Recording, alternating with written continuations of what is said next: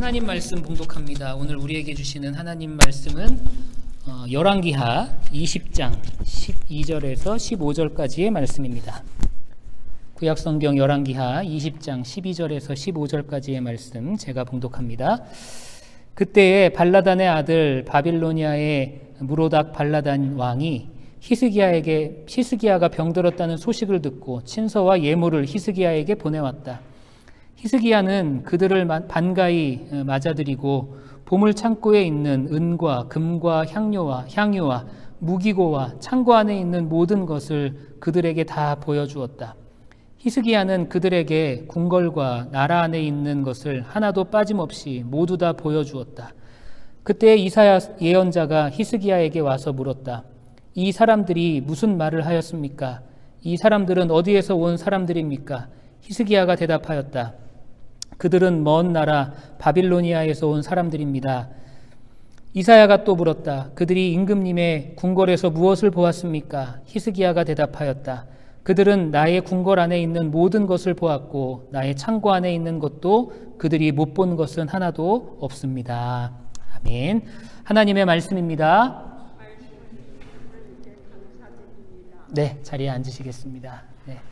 말씀을 주신 하나님께 언제나 감사할 수 있는 우리 모두가 되기를 소망합니다.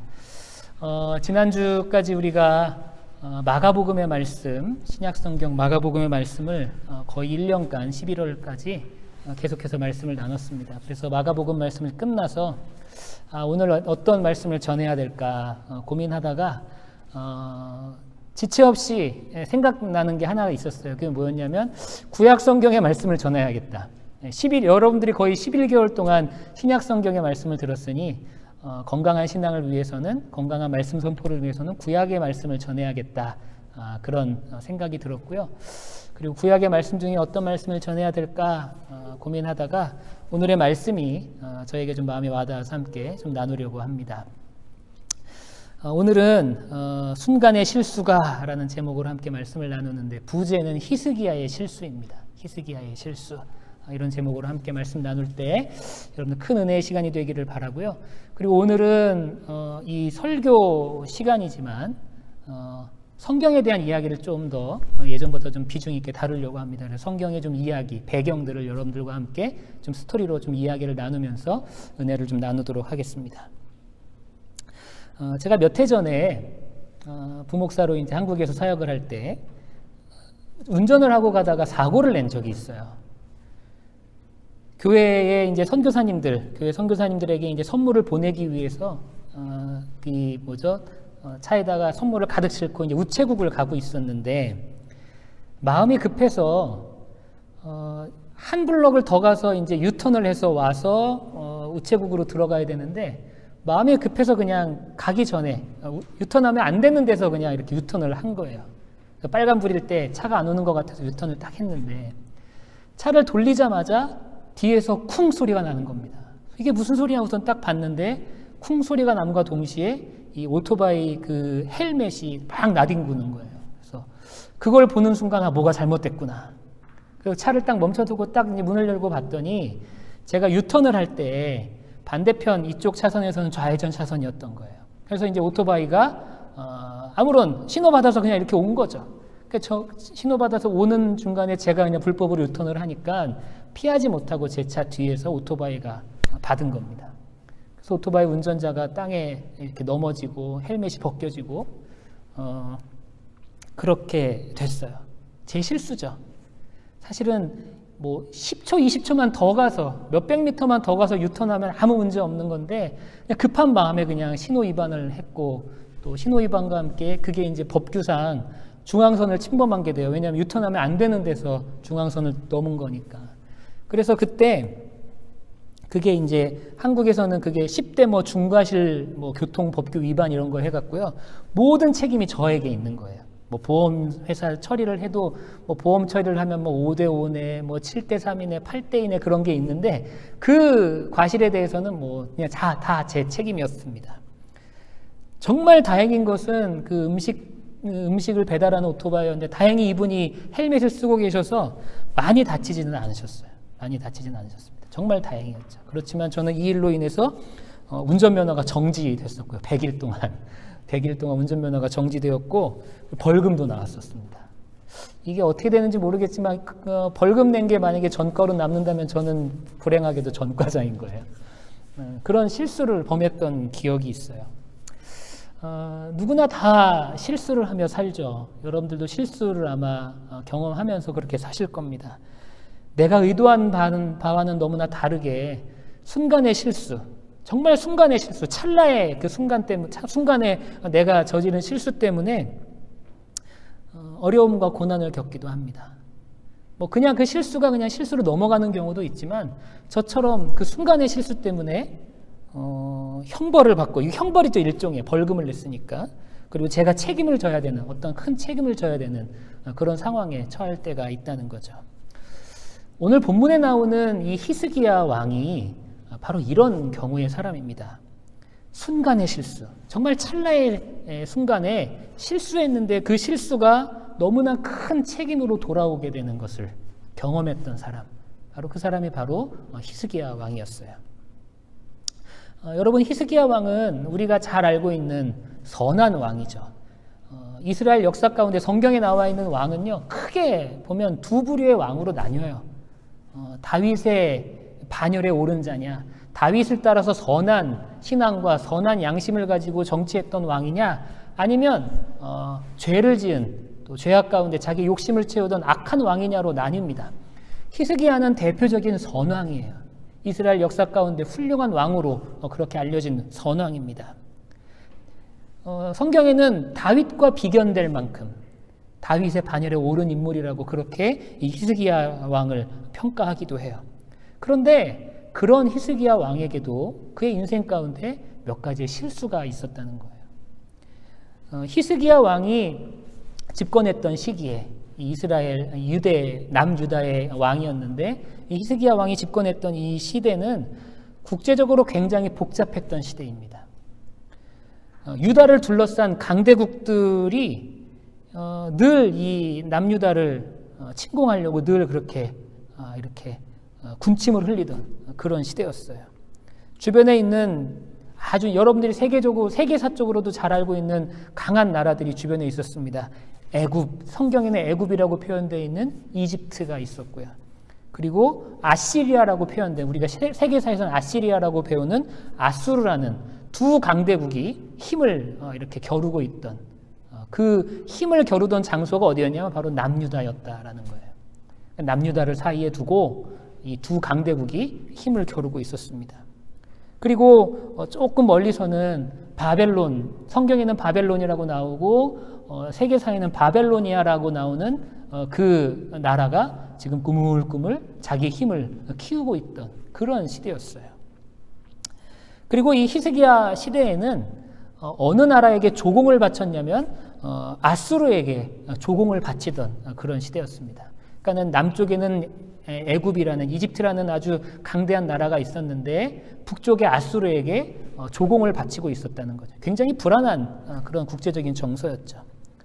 이 히스기야 왕의 아버지 때부터 아수르에게 계속해서 조공을 바치고 있었거든요. 근데 히스기야가 가만히 생각해 보니까 이 조공을 바치는 게 억울한 것 같아요. 그래서 조공을 이제 바치는 걸 그만둬야겠다. 그러면서 애굽과 이제 국제적인 교류를 좀 더 하려고, 애굽과 화친을 맺으려고, 그렇게 동맹을 맺으려고 그렇게 시도를 합니다. 그런데 이 일을 하나님께서 막으세요.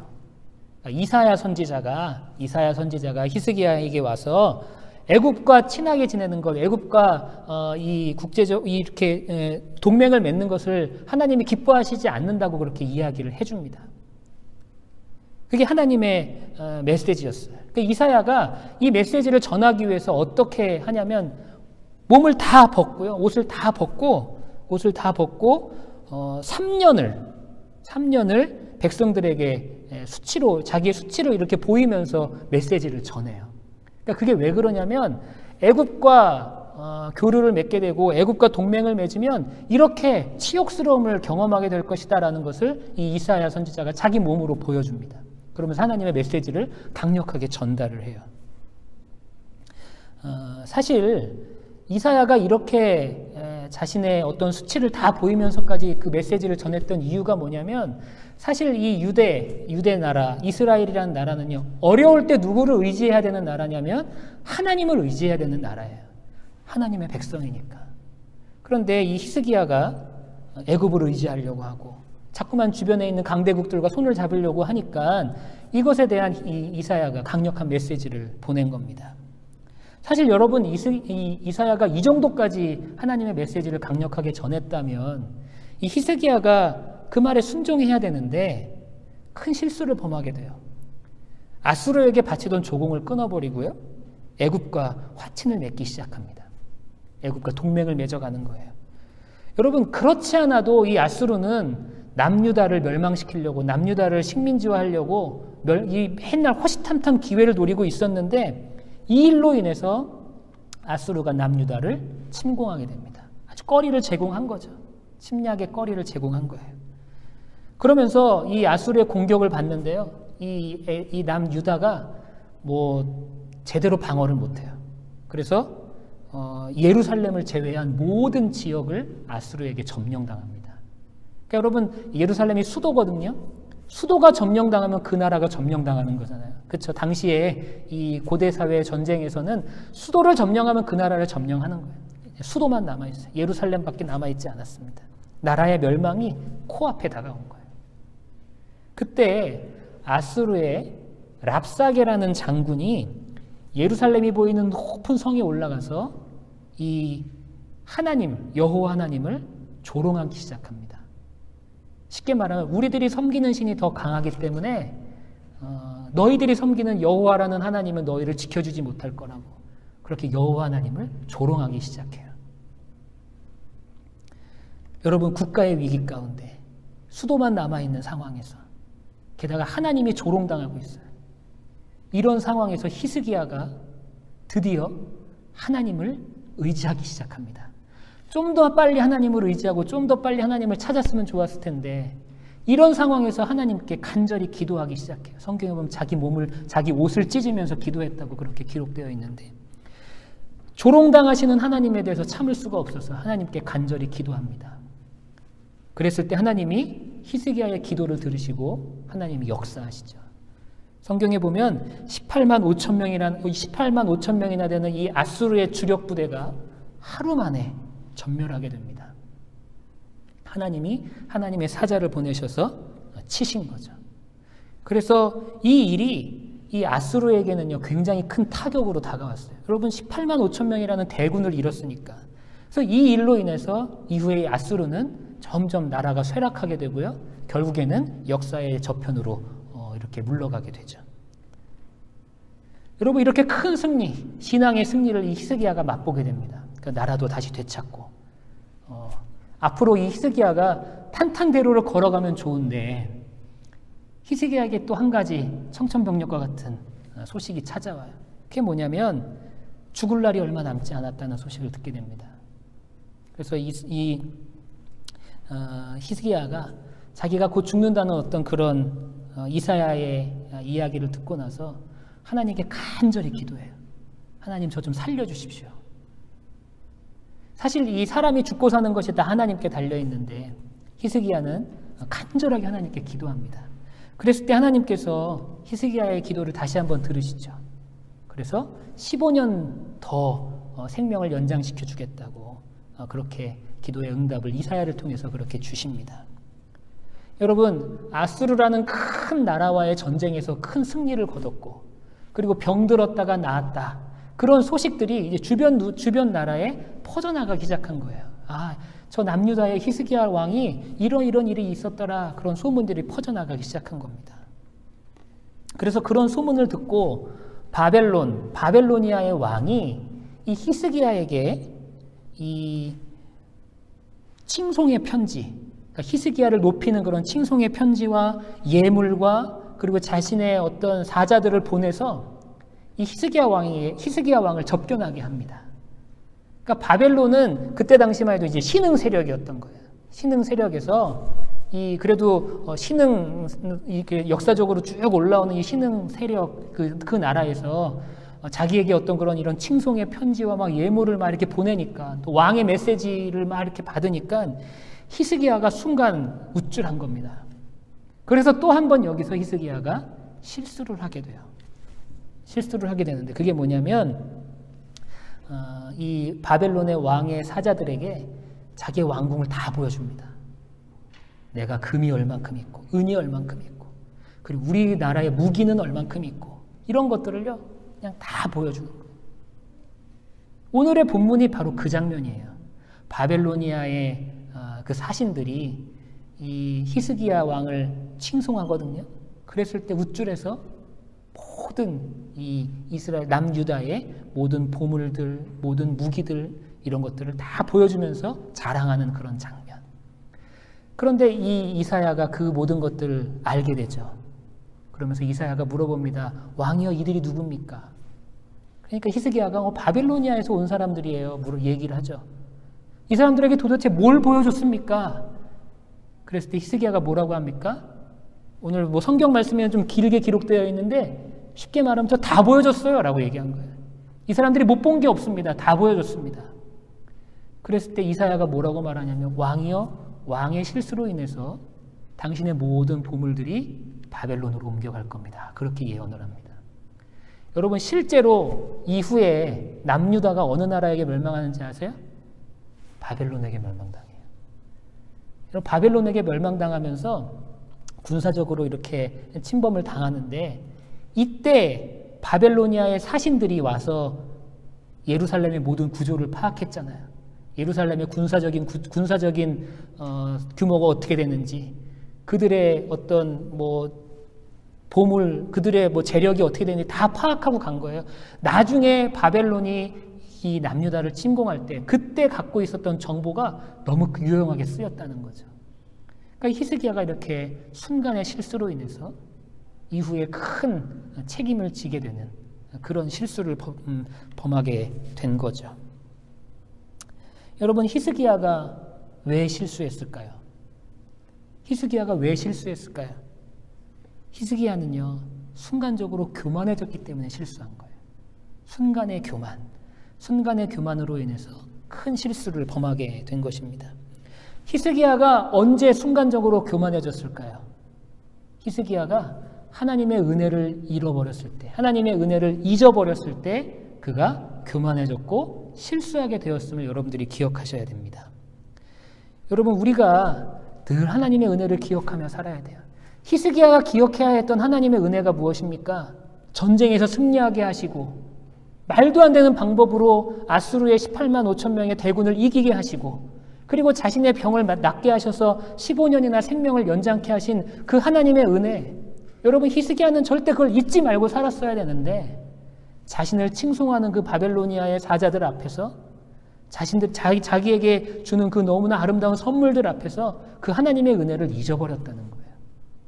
그 하나님의 은혜를 잊어버렸을 때 히스기야는 교만해졌고 그 교만함으로 인해서 큰 실수를 범하게 되었다는 거죠. 저는 여러분들이 하나님의 은혜를 절대 잊어버리고 살지 않게 되기를 바랍니다. 여러분 하나님의 은혜를 늘 기억하게 되시기를 바랍니다. 여러분 우리는요 사소한 것에서부터 하나님의 은혜를 경험하고 있음을 우리는 깨달아야 돼요. 여러분 아침에 눈을 떴을 때 여러분 어떤 생각하십니까? 아 오늘 하루도 시작이다.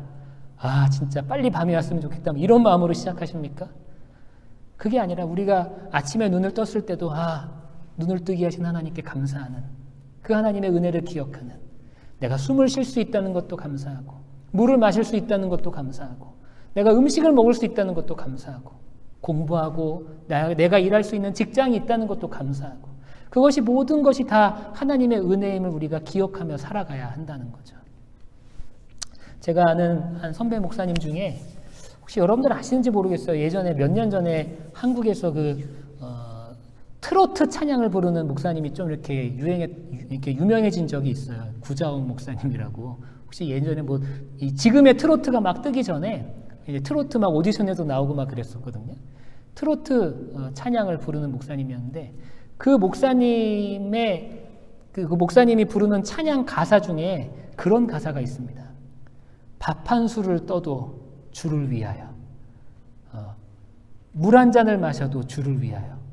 근데 저는 그 찬양의 가사가 너무 와닿는 거예요. 밥 한 술을 떠도 그것이 하나님의 은혜임을 기억하게 되고, 내가 물 한 잔을 마셔도 하나님의 은혜임을 기억하게 되는 그런 신앙의 고백이 저한테는 굉장히 큰 은혜로 와닿더라고요.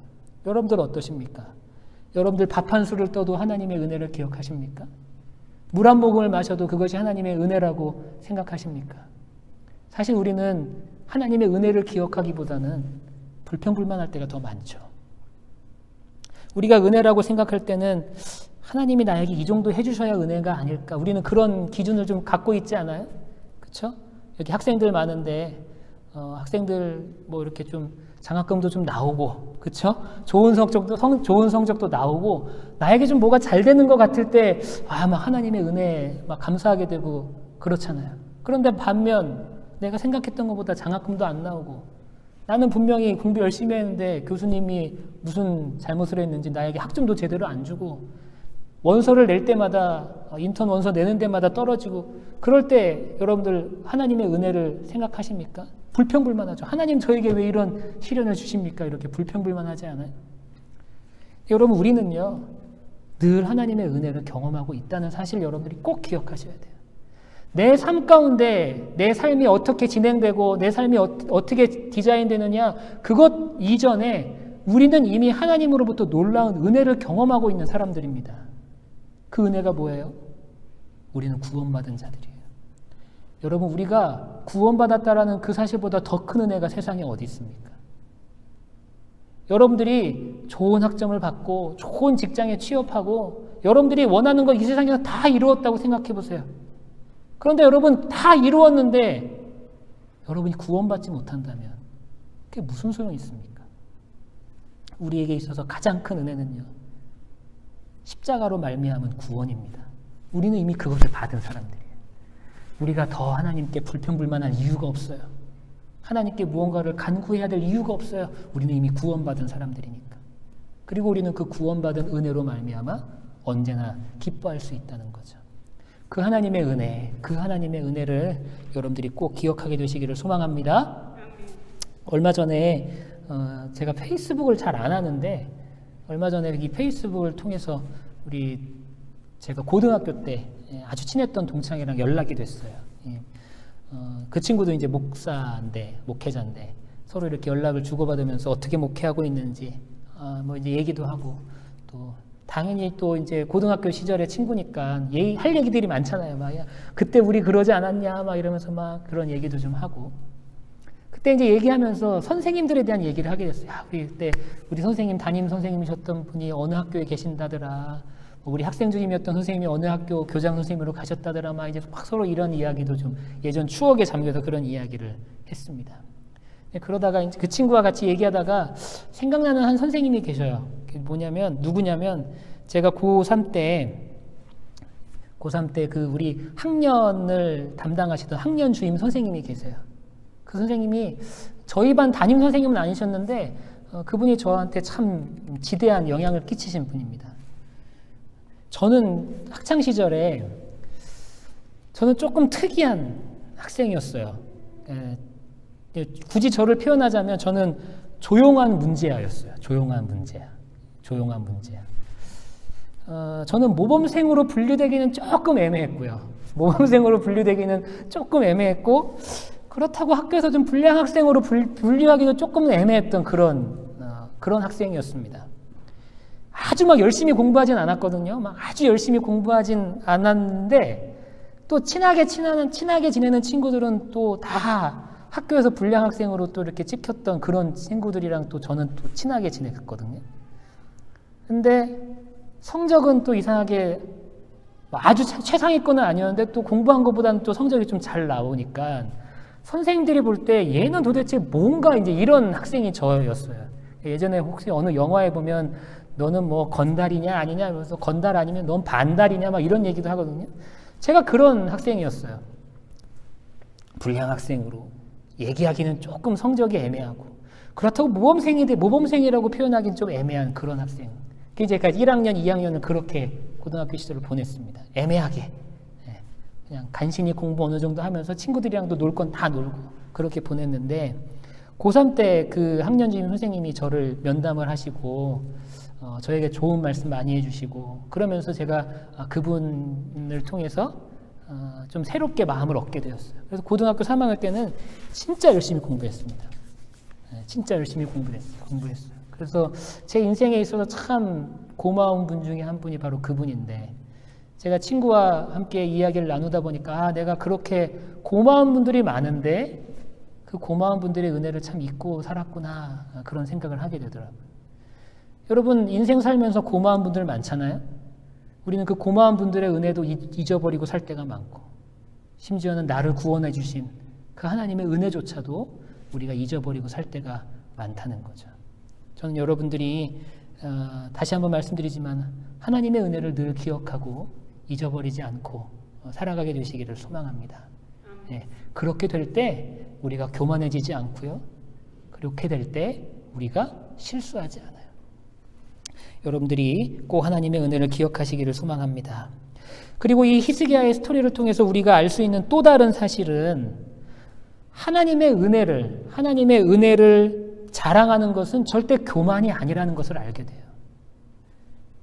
히스기야는 사실은 하나님의 은혜를 자랑했어야 되는 사람이잖아요. 그렇죠? 자기가 경험한 하나님의 은혜를 자랑했어야 되는 사람이에요. 하나님의 은혜를 마음껏 자랑했어야 되는 사람, 18만 5천 명을 물리쳐 주신 그 하나님의 은혜, 자신을 죽을 병에서 건져주신 그 하나님의 은혜를 마음껏 자랑했어야 되는데 그러지 못했던 사람이었다는 거죠. 저는 여러분들이 하나님의 은혜를 잊지 않을 뿐 아니라 여러분들이 경험하신 하나님의 은혜를 남들에게 많이 자랑했으면 좋겠어요.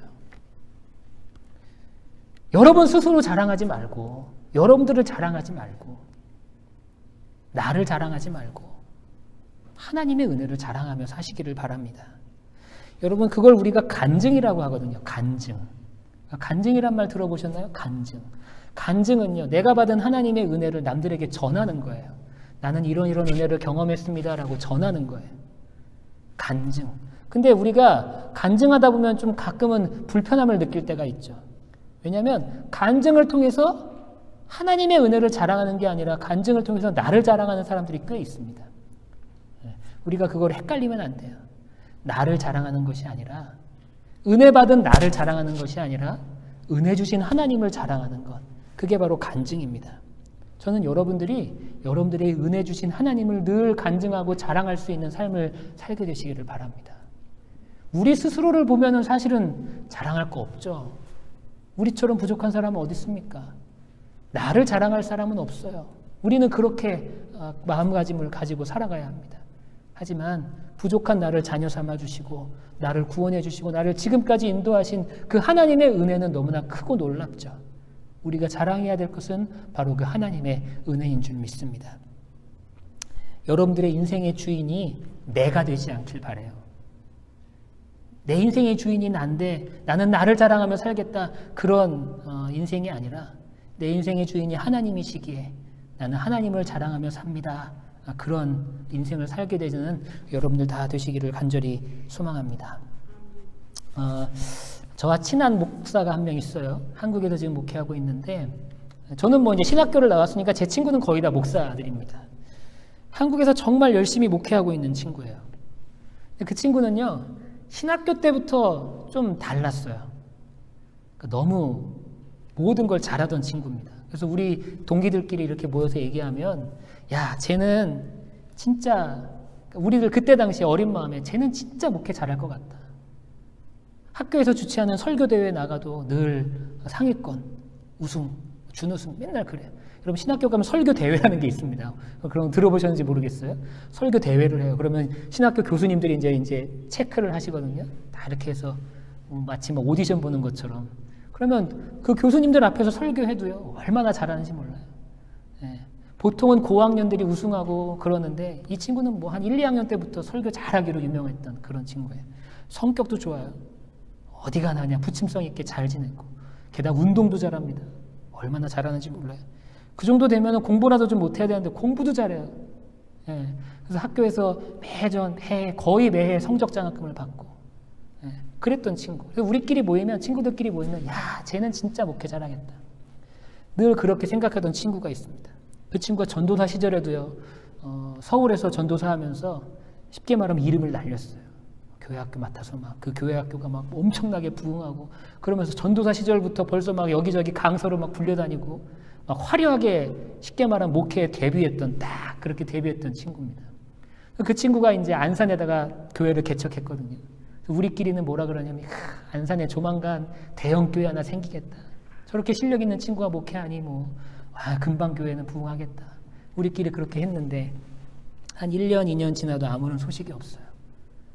그렇게 실력 좋은 친구가 목회하는데 금방 부흥할 줄 알았는데 어느 날 이제 그 친구를 만났습니다. 그래서 목회 이런저런 얘기하다가 그 친구가 저한테 뭐라 그러냐면 대우가 내가 목회하면서 정말 깨달은 게 있다 그러더라고요. 뭔데? 그랬더니 내가 하니까 안 되더라. 그 얘기를 딱 하는데 제 마음속에 확 그렇게 모든 걸 잘하는 친구 누가 봐도 목회 잘할 것 같고 누가 봐도 교회가 성장할 것 같고 누가 봐도 뭐 목회의 성공을 어디에 두느냐에 따라 다르겠지만 누가 봐도 성공할 줄 알았던 그 친구의 입속에서 나온 고백이 뭐냐면 야 대우가 내가 하니까 안 되더라. 그 얘기를 듣는데요. 망치로 머리를 얻어맞는 기분이었어요. 그 친구가 1년, 2년 동안 정말 그렇게 고생했던 거예요. 자기는 뭔가 해보려고 하는데 하나도 안 되고 그러면서 1년, 2년 동안 자기의 모든 것들을 내려놓은 거예요. 그리고 나서 결국엔 하나님을 붙잡게 되고 내 목회의 주인이 하나님이시고 내 인생의 주인이 하나님이심을 철저하게 깨닫고 나니까 그때부터 목회의 길이 열리기 시작해요. 지금은요 아주 교회가 건강해지고요. 교인들도 너무 건강하게 성장하고 있고 너무나 행복하게 목회하고 있는 그런 친구입니다.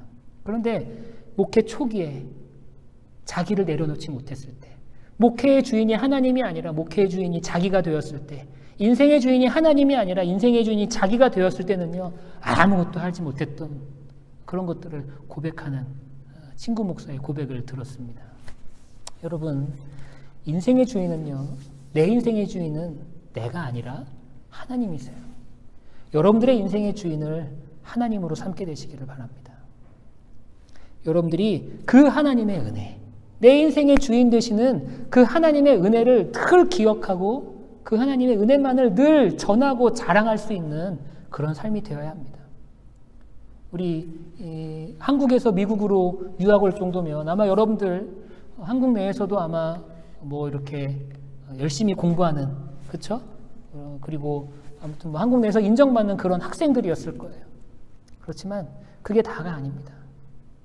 여러분들의 인생의 주인이 하나님이 되지 않으면 여러분들의 인생의 주인을 하나님에게 인생의 주인의 자리를 하나님께 맡기지 않으면 여러분들도 결국에는 히스기야와 같이 교만해지고 인생의 큰 실수를 범할 수밖에 없는 그렇게 부족한 존재라는 것을 여러분들이 말씀을 통해서 꼭 깨닫게 되시기를 바랍니다. 하나님의 은혜를 잊지 마시고 하나님을 여러분들의 인생의 주인으로 삼으시고 하나님의 은혜만을 전하며 살아갈 수 있는 우리 사랑하는 예수사랑교회 모든 교우님들 되시기를 간절히 축원합니다. 기도하시겠습니다.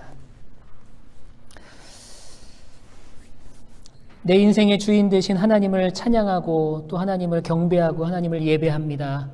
우리가 이 예배를 통하여서 우리의 인생의 주인이 하나님이심을 온전히 고백하게 하시고 우리의 인생의 주인 되시는 그 하나님의 은혜를 우리가 기억하며 자랑하며 선포하며 살아갈 수 있는 우리 모두가 될 수 있도록 인도하여 주옵소서. 감사하며 예수님의 이름으로 기도합니다. 아멘. 아멘.